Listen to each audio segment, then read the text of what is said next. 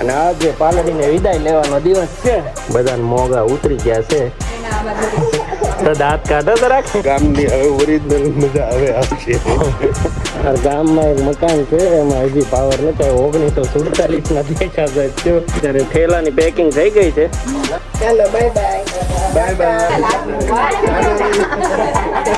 હાલો હાલો મળ્યા છું. ચાલો મસ્ત વરસાદ આવી ગયો ને અમે તડકો હતો ને પિક્ચર નો સીન હોય ને એવો. ઠીક જગ્યા છે તે ત્યાં પહોંચી ગયા.